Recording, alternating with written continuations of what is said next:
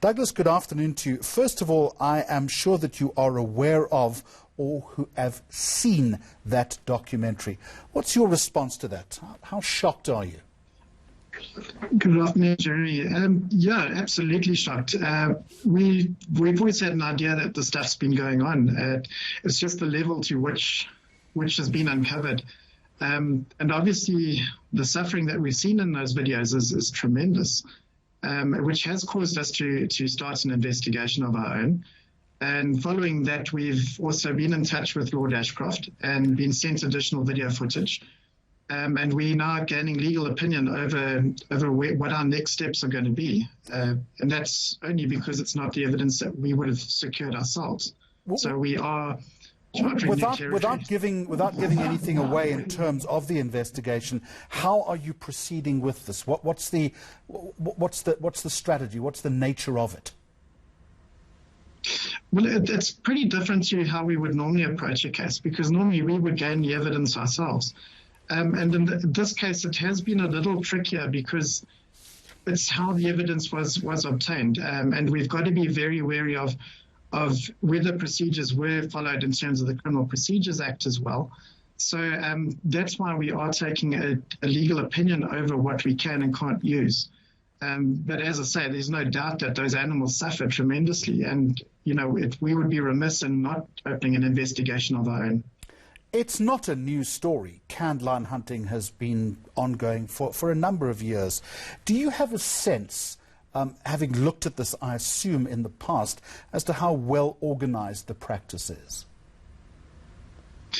There's always a sense of it. It's a very hard industry to ever get actual figures on, because they're always in very rural type settings. So there's no societies that are normally nearby where we can keep a gauge on things. And further to that, I mean, if you look at how widespread it really is, if you look at just merely lion facilities, in the Free State alone, you've got 171 facilities there. In countrywide, you've got over 310 facilities. So in order for us to actually keep a lid on it and to make sure that we're presenting facts and that we're investigating in the right places, yeah, it's a hell of a hard industry to get a lid on. And even if you apply the 80-20 rule, in which 80% of the guys might be doing something wrong and 20 right, we can't even apply that rule in this game, because it's just such a varied and vast field that we've encountered. What is desperately concerning, Douglas Voliter, in this video is the claim that police are seemingly turning a blind eye when this evidence by Lord Ashcroft was proffered to them. And that's a hard one, because we work hand in glove with the SAPs as well, obviously because we're law enforcement bodies. And I can only assume, and it's merely an assumption, that perhaps it was the method in which the evidence was gained, and perhaps that it was left for a long period, that the police might have said that they're not willing to investigate. However, those are merely my assumptions, because our investigation has only really just begun. So I don't want to come across as putting out hearsay, but that's where we are. And it's obviously in South Africa, the Criminal Procedures Act does apply, so we've got to be cognizant of that. I presume that you would either be in touch with or would be lobbying the Department of Environmental Affairs. Oh, absolutely.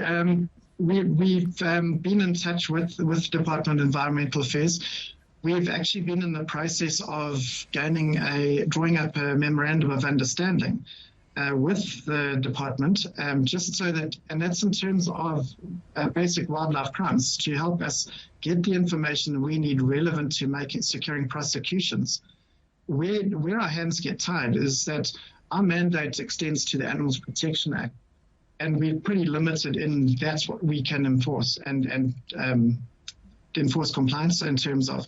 Whereas the department may sit on information, and like lion bones at an airport, for instance, and that could possibly be the third crime in action, because the captivity, there could be a welfare concern there, the transport, the euthanasia or slaughter of those lions. So there's a myriad of things which we have to consider. So for us, in terms of our mandate, it's from cradle to grave. And sometimes there might be a blessing and the lion is shot in a humane manner, which might be the best way out for that lion in that situation. Sadly, that would be the exception to the rule. Douglas Volliter, we'll wait for you to get that legal opinion, and we will return to the story in coming days. Thank you. Senior Inspector and Manager at the NSPCA's Wildlife Protection Unit.